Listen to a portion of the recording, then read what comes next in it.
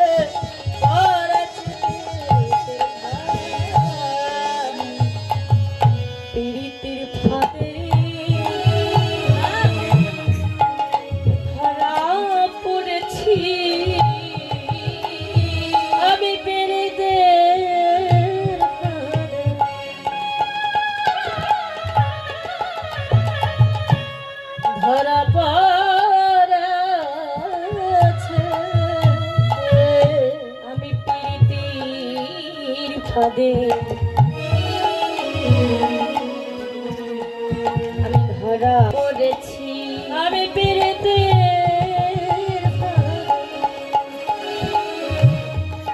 ধরা পড়েছি। আমার দেহ মন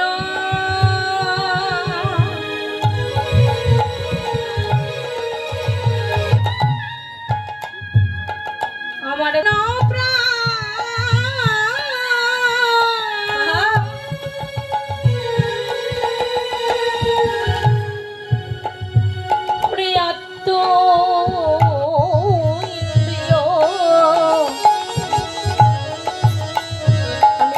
ওই রূপে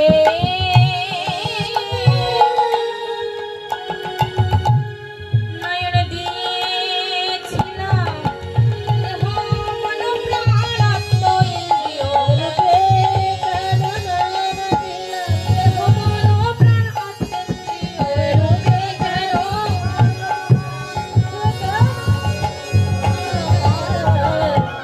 আমি ওই রূপে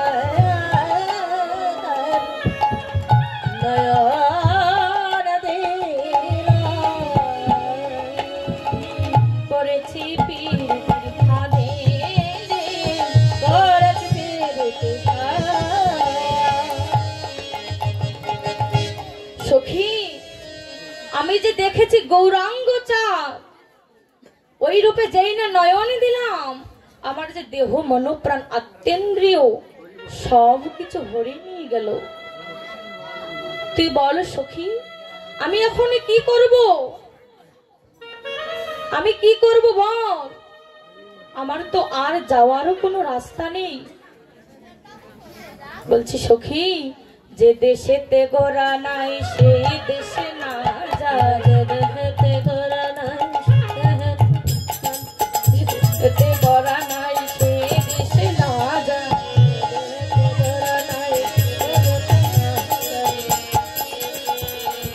যেই দেশে গোরা নাই আমি সেই দেশে যাব। কেননা যেখানে গৌর দর্শন করে আমার দেহ মন প্রাণ আত্মেন্দ্রিয় সব কিছু হরে নিয়ে যায়, আমি তো সেখানে থাকবো না। আমি আবার যেখানে গোরা নেই সেখানে চলে যাব। তাহলে আমি আর ওই গোরার রূপ দর্শন করতে পারবো না। আবার কি বলছে? জলের ভিতরে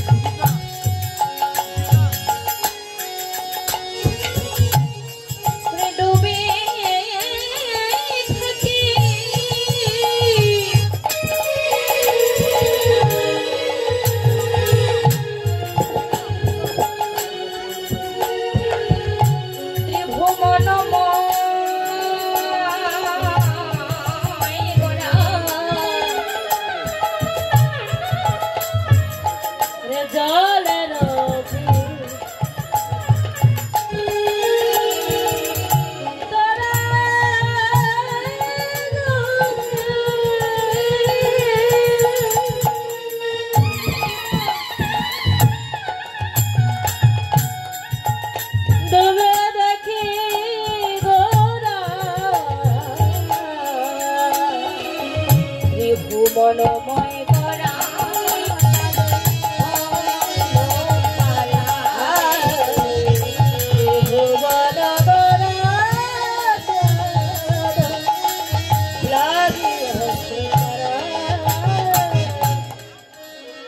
আমি যদি জলের ভিতরে ডুবি দেখি, ডুবে থাকি সেখানেও গোরা। এই ত্রিভুবনময় যেখানেই যাব সেখানেই গোরা। তাহলে বল সখী, আমি কোথায় যাব? গৌর প্রেমে এমনই মগ্ন হয়েছে আমার বিষ্ণু প্রিয়া। তো বাবা, ওই সুরধ্বনিতে যখনই আমার গৌর হরির রূপের বর্ণনা করা হচ্ছে, তো সেখানে সবসময় নাগরী বলে সম্বোধন করা হচ্ছে। নাগরী, আচ্ছা ওখানে কি নাগর ছিল না? নাগরী বলে সকলকে সম্বোধন করা হচ্ছে, সেখানে তো নাগরও ছিল। নাগর কারা আর নাগরী কারা? যারা আমার গৌর হরিকে নাগর রূপে ভজনা করে তারাই হলো নাগরী।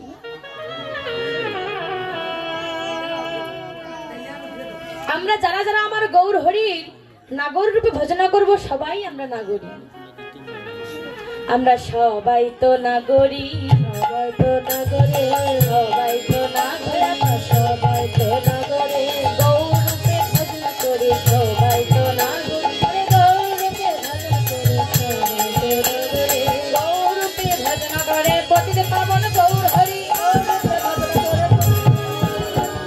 করে পতিত পাবন গৌর হরি, নাগরী। যারা আমার গৌর হরিকে নাগর রূপে ভজনা করে তারা সবাই আমরা হলাম নাগরী। একমাত্র নাগর হচ্ছে আমার গৌরাঙ্গ মহাপ্রভু।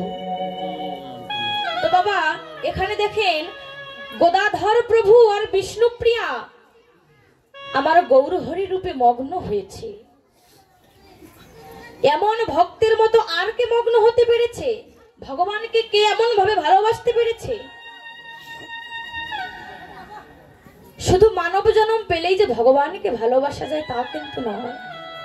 পশু জন্ম পেয়েও ভগবানকে ভালোবাসা যায়। পশু জন্মে ভগবানকে ভালোবেসেছিল কে? মহাবলী হনুমান। ত্রেতা যুগে ভগবানকে ভালোবেসেছিল না?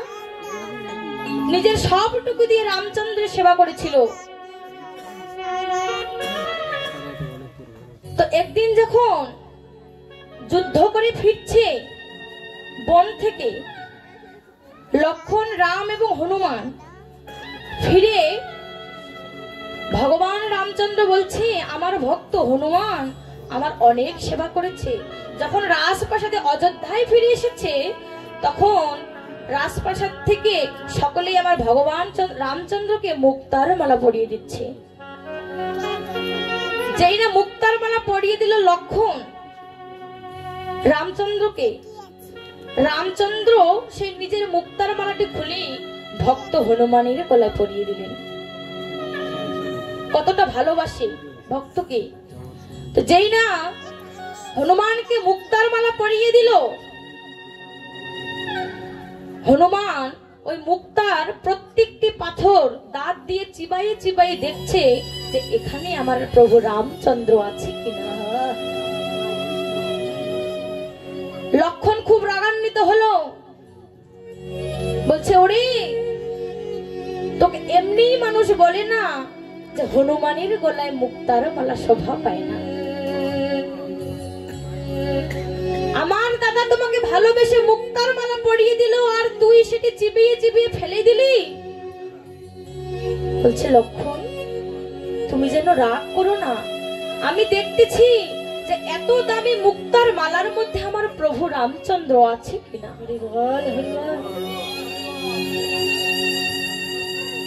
তখন লক্ষণ বলছে এখানে কেন তোমার প্রভু রামচন্দ্র থাকবে, এটা তো পাথর, এই পাথরের মধ্যে কি আমার প্রভু রামচন্দ্র থাকে। তখন হনুমান বলছে আমার প্রভু রামচন্দ্র সর্ববিরাজমান, সব জায়গাতে আমার প্রভু বিরাজ করে। তখন লক্ষণ বলছে তাই নাকি, তাহলে দেখাতে পারবি তোর মধ্যে কোথায় রাম লুকিয়ে আছে, দেখাতে পারবি। তখন হনুমান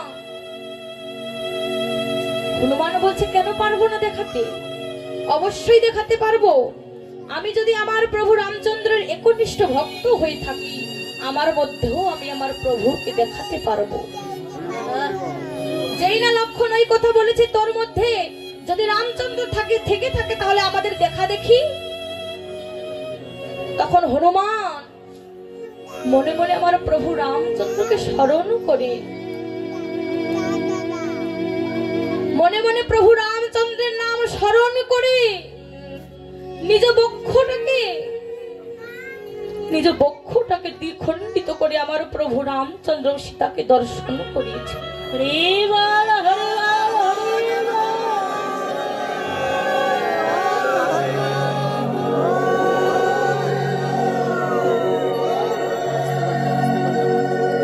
যখন নিজের বক্ষটা দিয়ে খণ্ডিত করে দেখছে বলে লক্ষণ এই দেখ আমার বক্ষ মাঝ থেকে আমি আমার প্রভু রামচন্দ্রকে দেখাতে পেরেছি। যে না এই দৃশ্য আমার ভগবান রামচন্দ্র দেখতে পেল, দেখে তো ভগবান আমার খুশি হয়ে গেছে যে আমার ভক্ত হৃদয়ে মাঝে আমাকে স্থান দিয়েছে। যেই না রামচন্দ্র তার বক্ষ মাঝে এভাবে ভালোবাসার পরশ দিল, সে তার কোনো যন্ত্রণার থাকলো না। যেই না আমার ভগবান সেখানে পরশ দিয়ে বুলিয়ে দিল, তখন থেকে হনুমানের বক্ষ মাঝে একটি দাগ রয়ে গেল। যখন ভগবানকে দর্শন করি হনুমান তার মায়ের কাছে গেল, তার মায়ের নাম ছিল অঞ্জনা দেবী। অঞ্জনা দেবী বলছে বাবা হনুমান এতদিন তো তোর বক্ষ মাঝে আমি ওই দাগটি দেখতে পাইনি, তবে আজকে কেন তোর বক্ষ মাঝে একটি দাগ দেখতে পাচ্ছি। বলছে মাগো ভগবান রামচন্দ্র আমাকে একটি মুক্তার মালা পরিয়ে দিয়েছিল, সেই মুক্তাগুলোকে আমি চিবাইয়ে চিবাইয়ে দেখছিলাম যে আমার প্রভু রামচন্দ্র আছে কিনা। তা দেখে লক্ষণ রাগান্বিত হয়ে আমাকে বলেছিল যে তুই কি তোর মধ্যে রামচন্দ্রকে দেখাতে পারবি। তখন কি করেছিলাম জানো মা, তখন আমি আমার এই বক্ষটাকে দ্বিখণ্ডিত করি আমার প্রভু রামচন্দ্র এবং মাতা সীতাকে দর্শন করিয়েছিল। এই কথা শুনে আমার প্রভু আমার বুকে আলতো ভাবে ছোঁয়া দিয়েছে বলে আমার এখানে একটি দাগ রয়ে গেছে। এই কথা শ্রবণ করে মা অঞ্জনা দেবী হনুমানকে একটি লাথি মেরে ফেলে দিল। কেন? হনুমান বলছে, মাগো বলো মা, আমি কি দোষ করেছি, আমি কি অপরাধ করেছি, একবার বলো। তখন মা অঞ্জনা দেবী বলছে, বাবা হনু রে, হনু রে, যখন ভগবান তোর বক্ষ মাঝে হাত বলেছিল তখন কেন তুই প্রভুর চরণ ধরে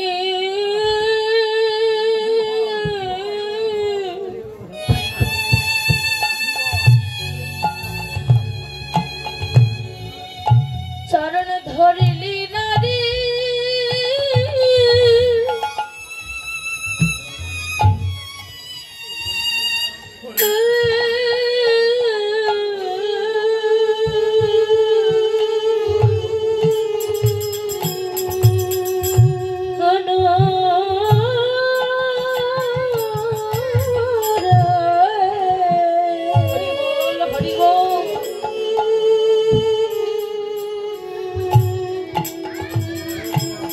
তখন তোর প্রভুর চরণ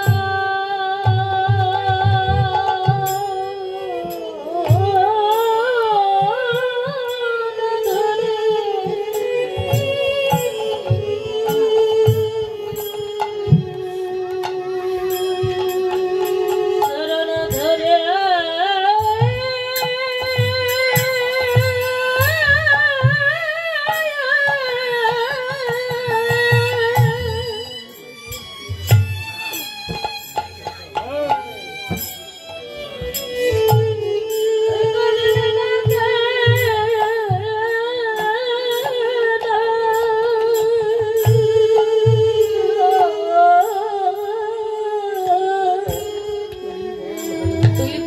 চরণ ধরে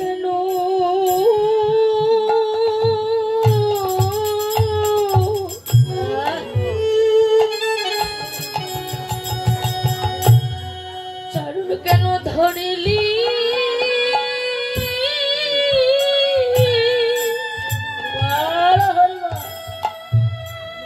ধরিলি না রে? তখন তনু চরণ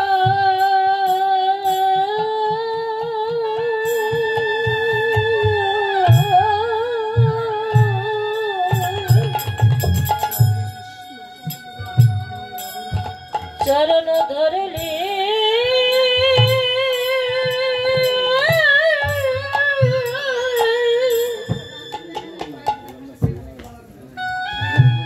ও তো ধরলে না গে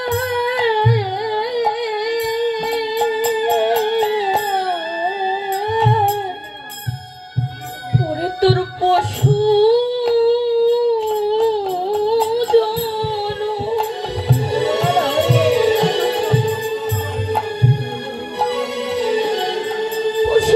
ধন্য হতো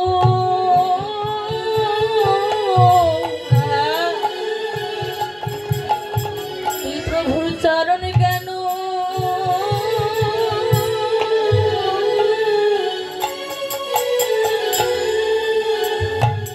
চরণ কেন ধরিলি?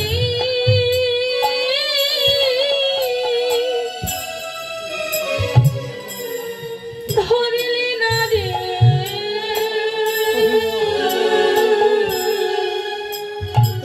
তোর পশু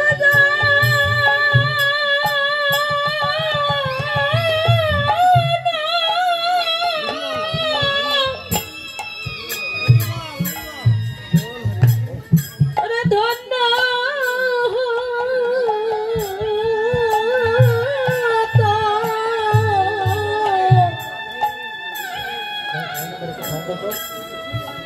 তখন তোর প্রভুর চরণ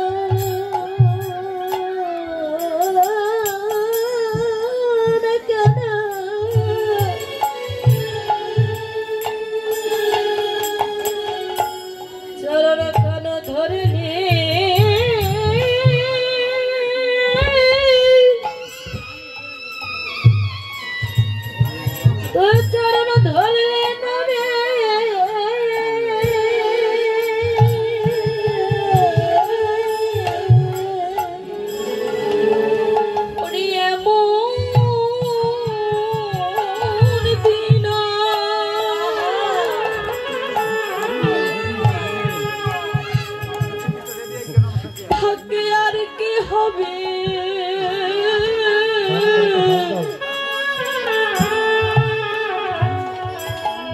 তুই প্রভুর চরণ কেন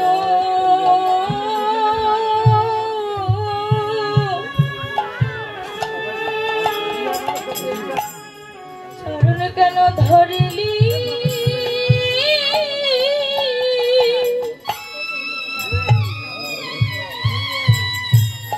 ধরিলি না রে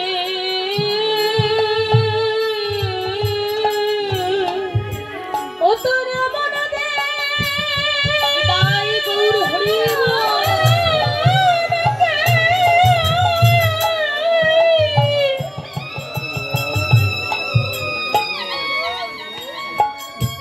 ওরে আমার দে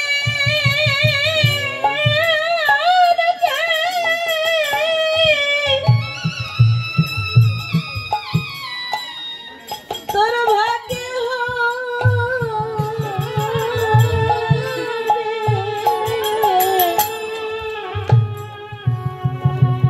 ও তোর প্রভুর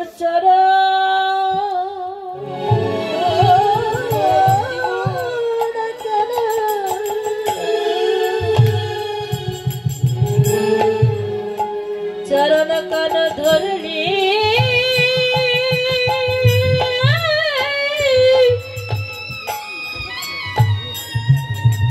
তুই ধরলি না রে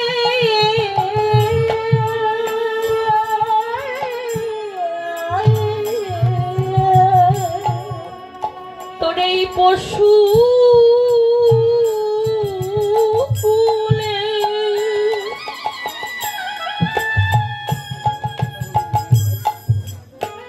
আর জনম হতো না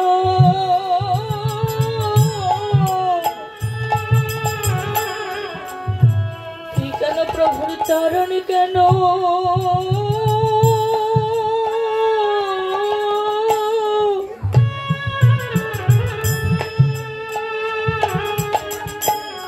চরণ কেন ধরিলি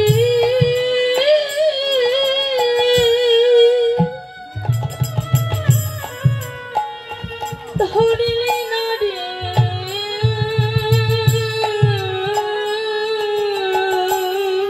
ও তোর পোষক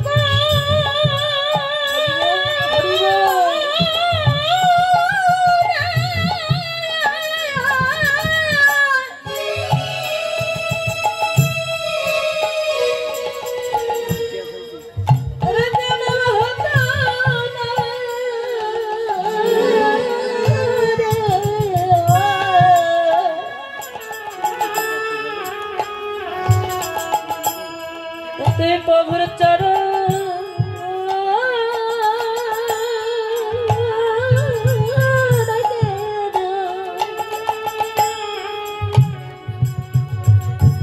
তুই ধরলি